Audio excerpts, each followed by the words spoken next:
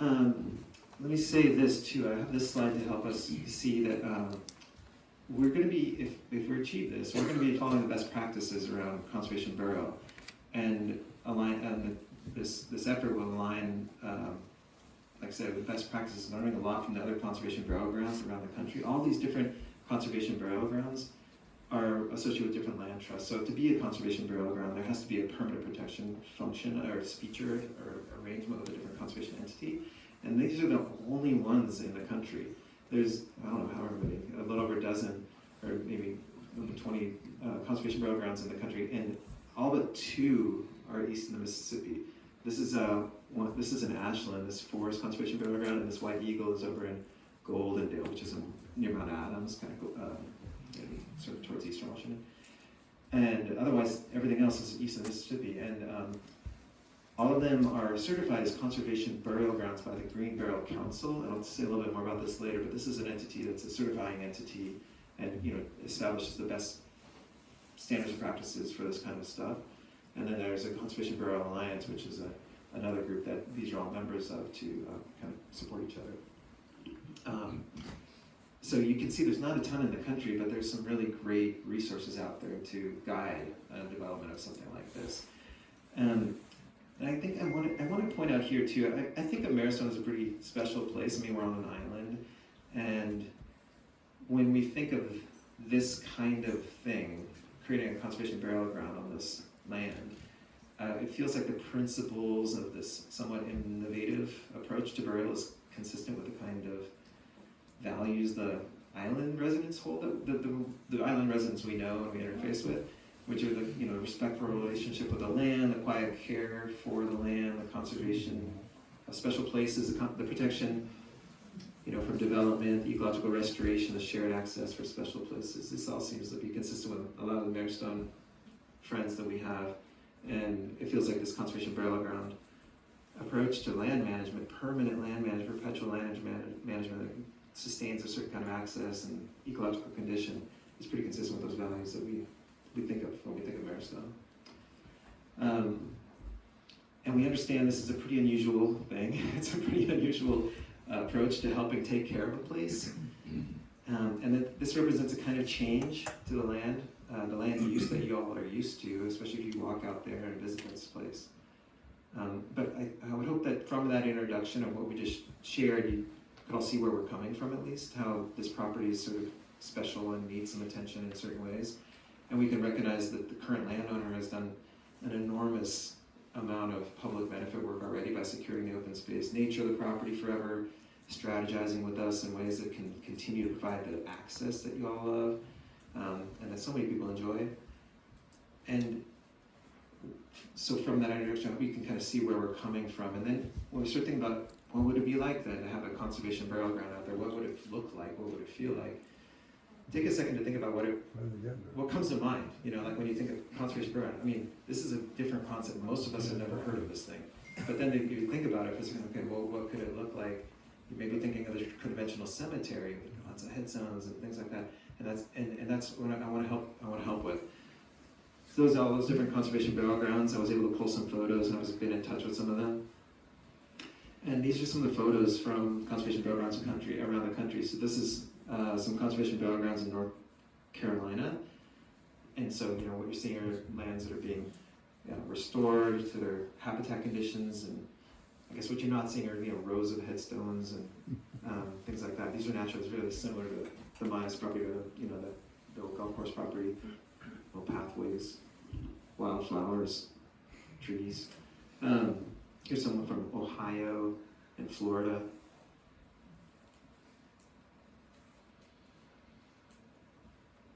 Here's some photos from some in Tennessee. So pathways, wildflowers, forest, aspen groves. This is a recent gravesite where burial activity just occurred. Here's some from Tennessee and South Carolina. Again, another active, something that a burial just occurred here.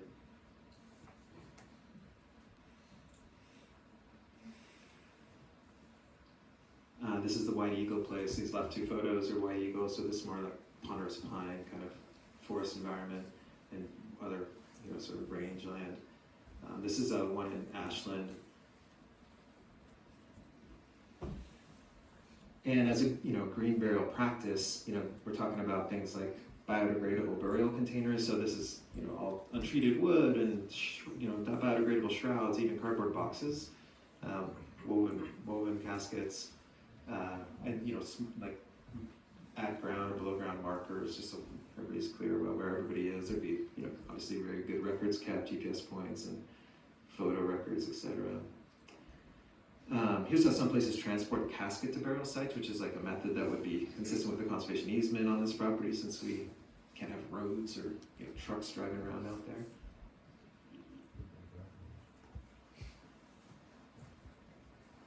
And if we take a look at this property specifically, of the 36-acre property, we're envisioning maybe 8 or 10 acres is actually being zones where restoration of forest conditions is being considered through conservation burial. So the conservation burial, I imagine, can support some of the forest restoration areas. This is of course outside of buffers, like wetland buffers and property boundary buffers. And we're also interested in managing meadow areas as more like better habitat conditions. We can even imagine managing the habitat conditions of the meadows more like those indigenous prairies as well, where we could try to bring in some of the camas again and try to cultivate some of these wildflowers that a lot of pollinators rely on, but are so rare now. There's about an acre left of prairie in East Jefferson County that used to be 10 square miles of prairie here thousands of years ago, or even 500 years ago. And so we've been thinking about that. We've seen work on prairie restoration, like in places similar to this in Squim. And so there's a lot of people loving the idea of trying to bring some of the native species of prairies back. And this is these zones are just mock-ups of like where we would think forest restoration could occur, where conservation burial could also support it. But again, where exactly the burial sites would go would be dependent on some of that underground study and some of the biology study, determining all of those things. We also created some renderings of just helping us all understand what this could be like, what this might look like. So here's a photo of the eastern portion of the property. Here's Shorts Road down there. So this is like the northeast corner where that building envelope kind of boundary was I was showing you earlier with the conservation easement, the only place any kind of infrastructure could occur. And so we just started creating some renderings to help understand what that might look like. So small parking areas, so people aren't just parking on Schwartz Road or anything. Maybe a gazebo, maybe a burial activity here, maybe people walking over here, just to show what we're talking about as far as change.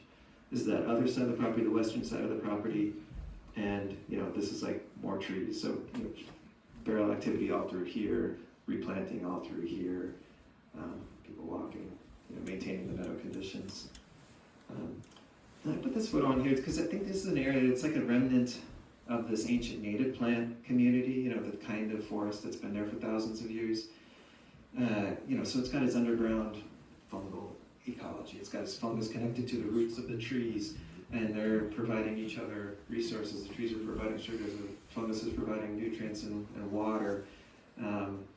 It's got the understory of native shrubs. It's even got some standing dead trees, which are good for habitat. The standing dead trees are habitat for all the owls and things like this. And of course, it's got these little niches, small habitat, wildlife niches and habitat, which even for insects, where of course insects feed the birds. So it's this little plant community that is actually, it doesn't really require much active management. Places like this are pretty durable and resistant to the invasion from those invasive species. The Scotch broom really couldn't get a hold in there. The poison hemlock really couldn't get a hold in there because it's already got an established community and network connected. And so we'd like to see that work its way out. We could fill out more of the meadows a little bit, not entirely, but just enough to kind of fill out some of those areas to improve the overall wildlife conditions, so we can have more bird habitat, we can have more insects produced, and more of this native plant community. And so we're thinking about this as more along the margins where those places exist. We can help it by planting more salal, planting more of these native species, and moving all this out with burial activity facilitating that along the way.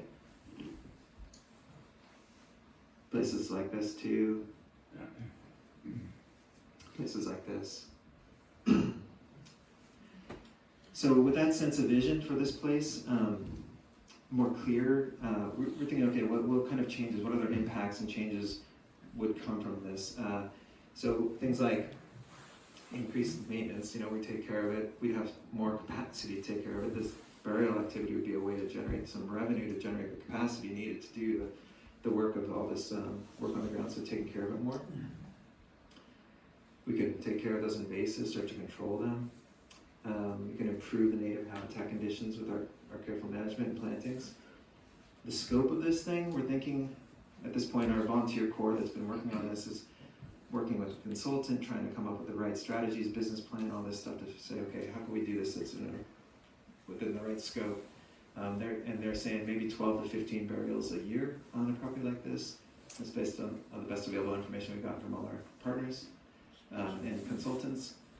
We'd have some new associated infrastructure, like maybe that gathering area, like a gazebo or something, in the foreseeable future, some maybe equipment storage, so we could take care of this place, have the equipment take care of it, maybe even eventually caretakers residence.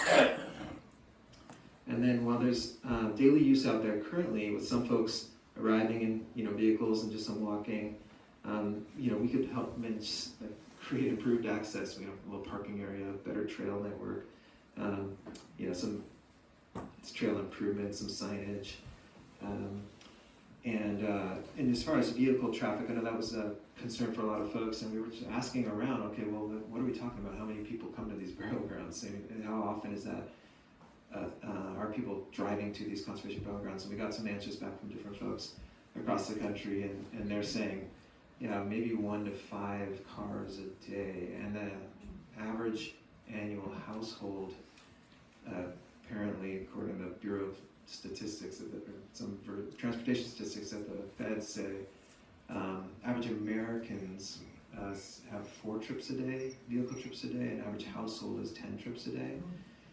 So we're not talking about more than, say, a household on the property, which may happen if this doesn't work out anyway. And I guess this is maybe a good point another point to just say, even if the land trust did acquire this would not be just public land all of a sudden. Would still be private land. The land trust is a private nonprofit organization. If we were to acquire this property, it would still be private land, and the management of access would also need to be consistent with the nature of the property, the conservation easement, the location, the road, and so nobody wants hordes of cars coming down. There would be managed access, and there's ways to do that, and we would, there would be ways to do that, ensure that this doesn't become some sort of problem for the community and the neighborhood. And then the water was another question. I think that's an intuitive thing to say, well, what about water? You're putting remains in the ground, and what happens?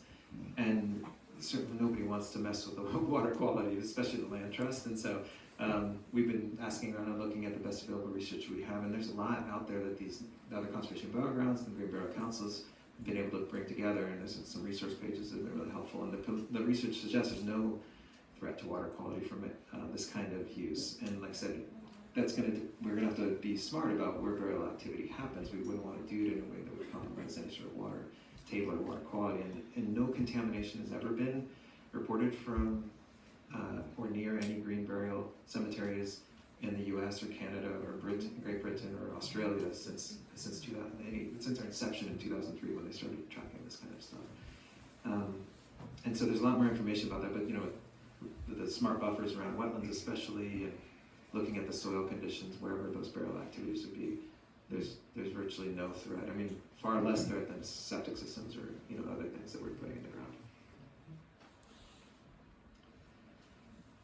We've had a lot of questions about the more technical, I've had a lot of great conversations with folks, and I'm sure it looks like there's a lot more questions too, and some of these questions have to do with more of these technical aspects of the burial activities themselves, maybe less about this property, but more like just in general, how does this even work?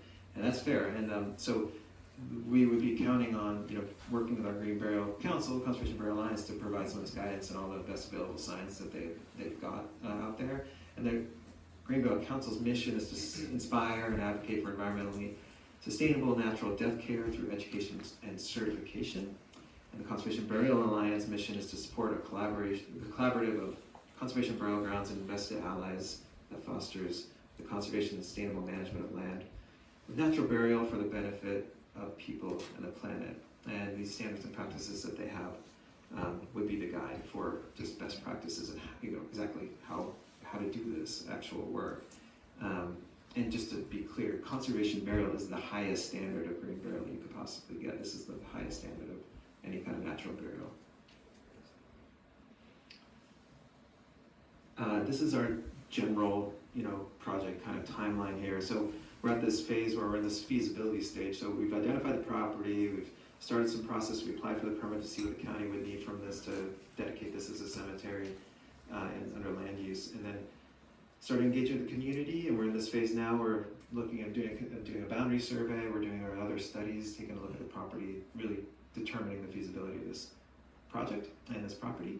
And if that all works out and this all makes sense, then we can acquire the property, get the stewardship plan updated, start to do some maintenance of the property, start to develop the policies and procedures to operate this place in that way, hire a manager, turn over some day-to-day operations and stuff to that person, get the board of managers ready for, probably boost up the number of board of managers and get the board of managers ready to be governing and operating a conservation burial ground. Get some infrastructure ready, maybe put in that parking area, maybe a covered area or something. And then by 2027, hopefully be ready to actually begin active burial ground operations. That's kind of a rough timeline. So, in conclusion, having been involved in the property with the landowner for a little while, or 6 years now, understanding the care that this place needs, the level of care this place deserves to meet its potential as a natural area and produce a lot of community benefit.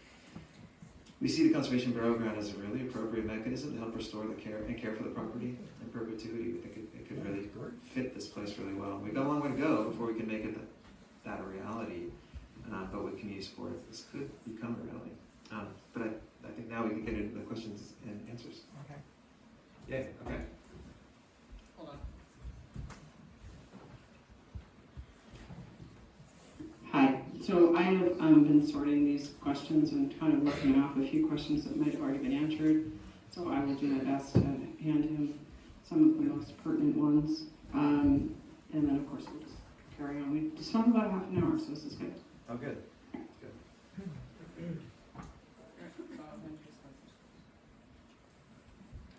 What kind of human remains will be buried? Composters, cremated, whole bodies. The conservation burial vision is to do just whole body remains burial. And you've probably heard that there's these composting facilities now. These are like industrial facilities where remains bodies are composted in a facility, and then the facility process produces about a cubic yard of compost, and then that goes other places. We're not imagining that. I mean, I imagine that they're looking for places for that compost. Maybe this would be a good place someday. If we're doing restoration, we need some compost. I don't know, but that's not part of the vision right now. We're just talking about conservation burial of full remains. And this cremated remains is also a good point. What I haven't mentioned very explicitly, but it's also part of this vision, is something called memorial forest management, and that is something that's been gaining some popularity in this world that we're learning a lot about, is where some people choose to be cremated. Most people in Washington, most people in Jefferson County choose to be cremated at this point. And then you have all these ashes, and what to do with those ashes. And there's something called memorial forest management, which is where you can go to a place like a memorial forest and essentially buy the rights to a tree to be your place where you spread the ashes. And you do this in a way that mixes with the native soil, so that it becomes bioavailable. You can't just dump ashes in the round of a tree, and it's not good for the ground, it's not good for the soil biology or the ecology or chemistry, but you can do it in a way that creates that ash to be more bioavailable to the surrounding environment. And so there's companies doing this out there, and we thought, well, we could offer that as an option, because I think a lot of people will have ashes that like to spread in a natural area and participate in this protection and restoration of a natural area. So the board of directors has directed the land trust to include that as part of the concept here. And so there's a lot more work to develop how that looks and what the policies would be and which trees and things like that, but that would be part of the process of bringing this up to speed. Thank you. There's several questions here about have you requested or had an environmental impact statement developed? Will you Right. do a formal SEPA review for the effects of the wells and groundwater? Will you do a groundwater study? And you mentioned a little bit about the groundwater, but maybe you can expand on Sure, this yeah, particularly. Yeah, so I mean, the vision here is we're trying to, this would facilitate managing this place to produce even better ecological benefits and conditions over time. Like the burial activity would facilitate the care and restoration of the property. And we would not want to do any kind of burial in a way that would compromise the water quality for sure. And the way we can help determine that is work with specialists and the scientists that we can work with, that we've been advised to work with, are habitat biologists. And we're in a conversation right now to sign a contract with a habitat biologist firm, with a biologist in Bremerton that would be coming up to do a full assessment of the property, including determining the condition of the wetlands and the boundaries of the wetlands, so that there could be appropriate buffers in place for that kind of thing, and then also inform our restoration vision for the property and thinking about habitat with us, because we have a lot of special knowledge within the land trust staff and board and volunteers. We've got a whole network of people that are great at this stuff. We also want that third party participation, so we all are on the same page about what's best for this property, working with this firm.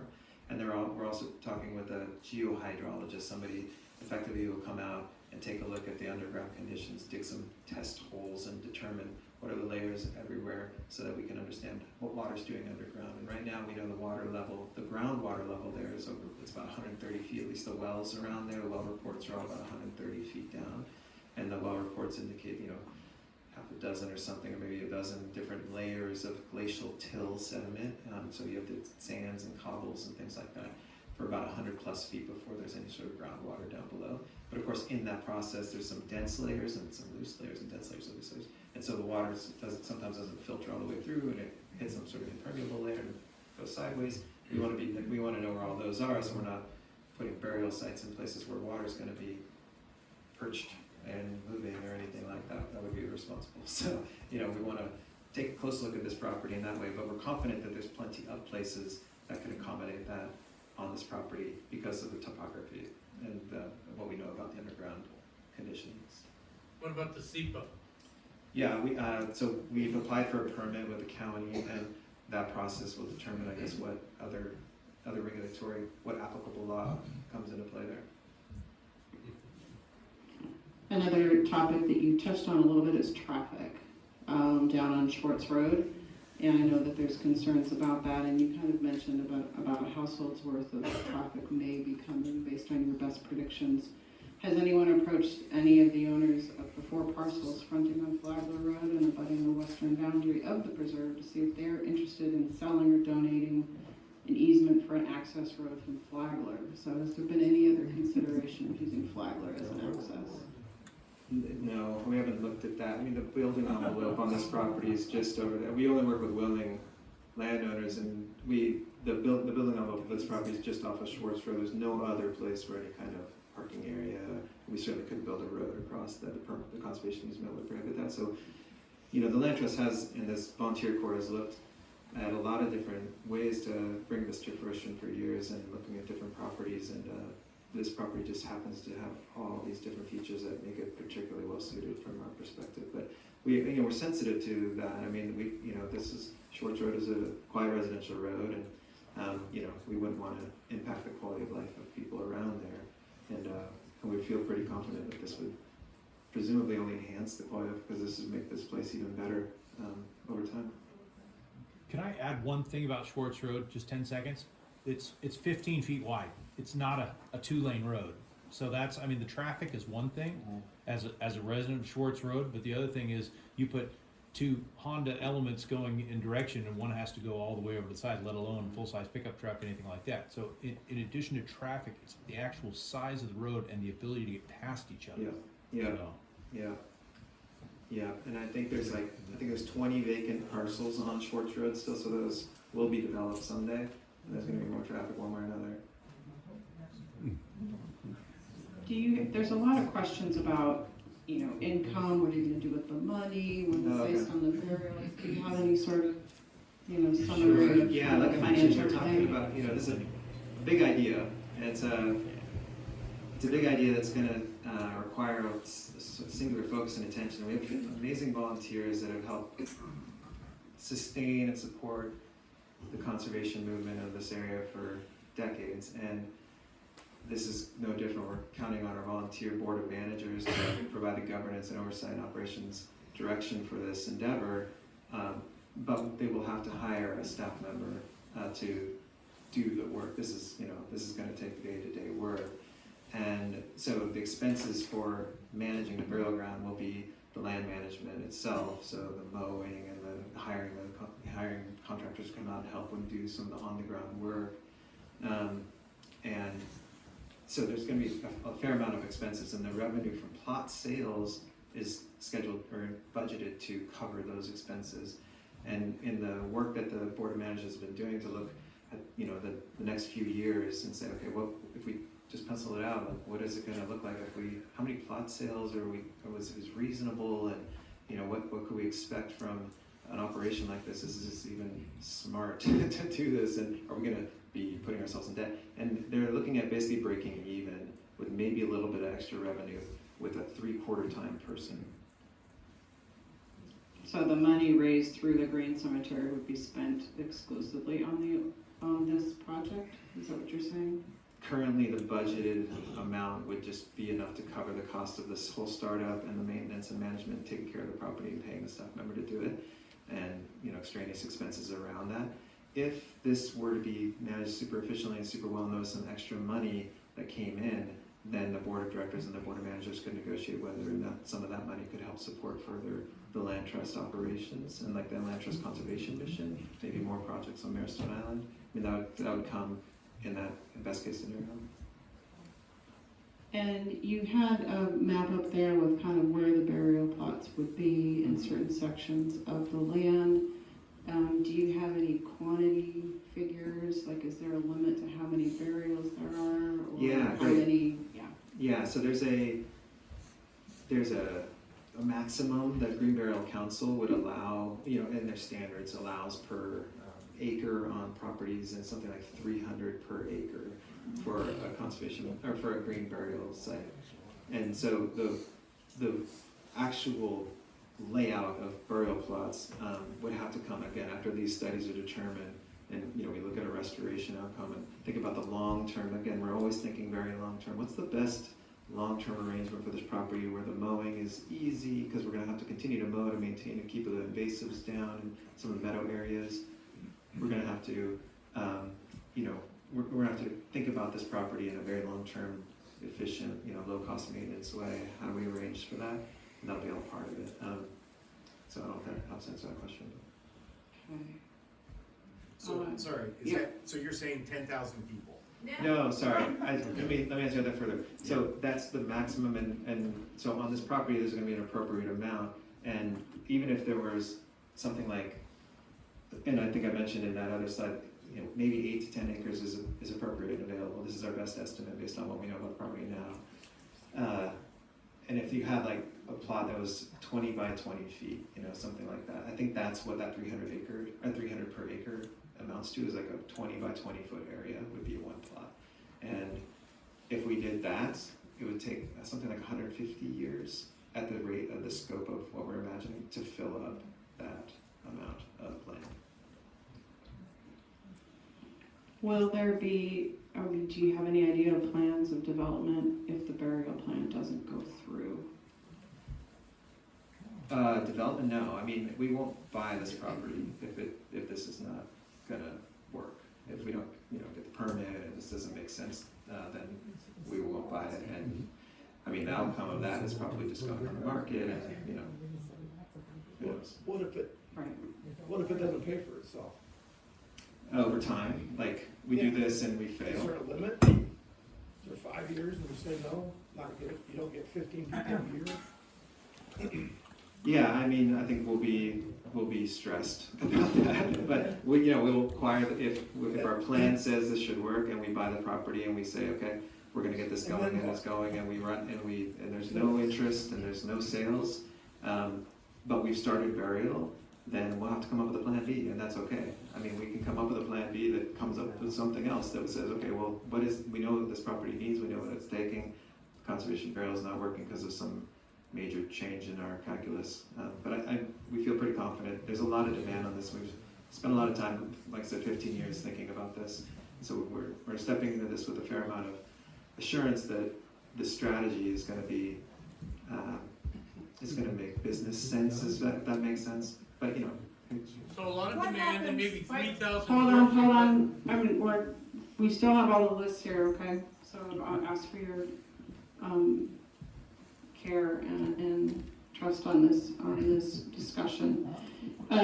Is this open for, people beyond Marrowstone Island, like, is this open for anybody yeah. to be buried in? yeah, this would be a place available to all people. Would be exclusive. I mean, Come on. we just don't want to be exclusive about that. Yeah, so that's, okay, so that's, and we've talked about, like, what about the chemicals in the body, so people have been deceased, and you mentioned a little bit about the pollution, but just again, if there's any contaminants with the body itself, Right. how does that work out?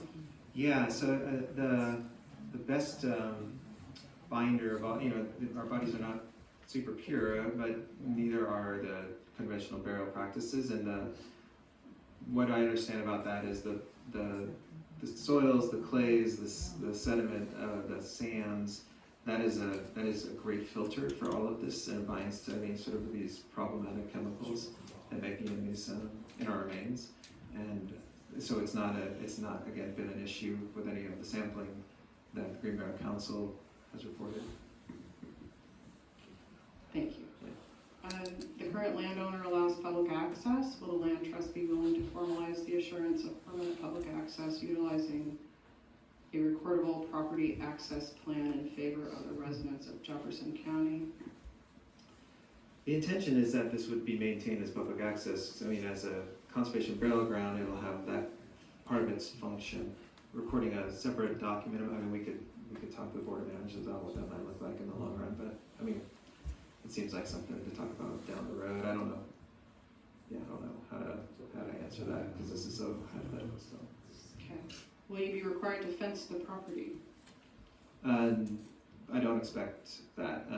There's county code around what's needed for a cemetery, and the planner that we're talking to understands the code, understands this is a different kind of cemetery, and we'll hear from them to see what will make sense according to county code. There's been a couple of questions about other JLT sites, and has this been considered at a green burial at other JLT sites? Sure, yeah, I mean, we did, you know, like I said, it's been many, many years of thinking about this at the Land Trust and the volunteer corps that's looking at it. And there's been different people involved over the years, and thinking about different properties has definitely come up many, many times, looking at maps, considering possibilities, and really the parameters in which something like this could occur really limited to a property like this one. And this is the first one that came up with as an actually viable place that meets all these conditions. Okay. Yeah. Oh yeah, Heidi mentioned that we have a pet memorial, which is different. The pet memorial is on a forested area off Fort Townsend Road. That's called the Bulis Preserve, and it's a place that Erica Bulis, who owned the property, loved pets, and she had an area where she would spread the ashes of her pets or bury her pets. And so basically it's an area for folks to spread the ashes of their loved ones, their pets, and you're all welcome to do that. It's called Bulis Pet Memorial. Thank you. How deep will the human body remains be buried? Maybe you mentioned that. Oh yeah, there's a standard that this technical stuff happens, and it's 3.5 to 4 feet, they say, and that's that's an aerobic zone. So if you go below that, you get into more anaerobic conditions, and so the 3.5 to 4 feet is what the green burial standard is. And there are existing irrigation and power lines throughout the whole property that would be impossible to avoid when digging for burial sites. Yeah, we would have to be mindful of that. So as an old golf course, there's a full irrigation system, and so they'll just have to be determining how to best do that when doing their plot layout. Thank you. And there's been a concern about the Green Cemetery and the impact of the value of adjacent properties. According to data, any cemetery, whether green or traditional, has a negative impact on the value and sale of a home. Yeah, sure. So it is true that, you know, if you, properties next to cemeteries tend to have a lower value. I think it's like 12% or something nationwide. Thank you. But the natural area stuff, there's no data around a natural area conservation burial kind of place and what that could do for property value. My intuition says that this would be a permanently protected natural area, and yes, there'll be some remains and burial activity out there, but in general, it's going to be this incredibly beautiful open space, which tends to raise property values on these adjacent properties. Okay. Thank you, everyone, for your patience as I work through all of these questions. I'm looking forward to a great burial site on my island. Will there be a way, excuse me, to reserve a burial site years in advance? Sure, yeah, that's part of the typical way these things are done is there's pre-sales or plot sales, so you know, essentially buy your rights to have your burial there, and you know, through this subsidiary that would maintain those kind of records, maintain those sales, and so when the time comes, then you have the rights to do that, and there'll be a mechanism to do that. Okay, great, thank you. Could this property be purchased from the land trust or from Anne by local people? So this is, yeah, I mean, this is what we've determined after many years in thinking about this is the best outcome for this property. Annie has chosen to work with us on this and would like to do this. That's what we're here to talk about tonight. But you know, this is a private property, and we'll see how this goes. Okay. All right, I believe I've covered most of it, so, That's okay. Yeah. you open for a few more questions? Sure. If you got time, I don't want to eat into your. Yeah, we've got 10 more minutes, Okay. right? So, I just, this late. what kind of recourse do people who live on Schwartz Road have if the traffic really increases? It is a one-way in and one-way out, and as mentioned previously, it's only, what, 15 feet wide? yeah. And if we've got several thousand people, burial sites there, I don't think the traffic's gonna stick to 1 to 5 extra cars, particularly on Memorial Day or Veterans Day or those kinds of holidays. Yeah. Yeah, I understand that. I understand. I mean, we are sensitive to that, and I think there would, if there were to be some sort of, you know, threat to or there's noticeably more traffic, let's say, than there is now, or there was some need to have some sort of new management of the access to this property, then that would be on the board of managers to come up with, and the staff person to come up with some sort of strategy that worked for the land. The neighbors, this became wildly popular, there would have to just be a limit, and maybe that's you know, there's different ways to do that. I mean, there could be maybe, I mean, I don't know, there could be more signage, there could be any number of different things, but that would just be something we'd have to come to. But again, based on the best information that we have, the likelihood of that is very, very low. And I know what you mean, that there may seem like this is going to be a huge change, but this is meant to just not, this is like meant to be a strategy to keep it the way it is versus making a big change and including the number of people visiting.